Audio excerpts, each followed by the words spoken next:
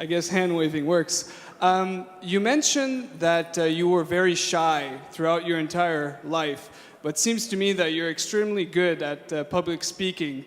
Was there a time, like a specific area, saying, "Okay, wow, okay, now I can public speak now," or was it just like a gradual build-up of experience? Yes, I'm basically the same shy person, but obviously not in public situations like this.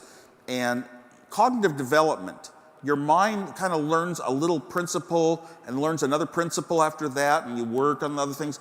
Your mind goes up a staircase, and you try to teach somebody a few steps above them by the steps that psychologists have defined. You try to teach them algebra at too early an age. They just don't get it. Well, that smooth staircase is the benefit. When we started Apple, I sat in a home, my favorite event of my life, every 2 weeks was in this computer club of people, young people, old people, nobody rich. They just wanted to make computers were going to be important in our lives in the future. I sat in the back row. I never once raised my hand. I only spoke twice to hold up and introduce the Apple I computer, to hold up and introduce the Apple II computer. I'm talking chips. I'm talking microseconds. I'm talking, interrupt calls.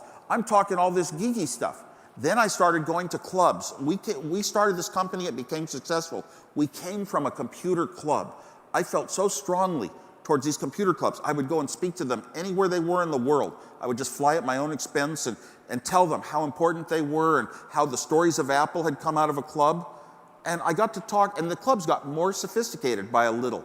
They had some older people that knew rules of order. And then they got sophisticated up to things like businessmen, and finally up to like some of the most sophisticated conferences, largest conferences in the world.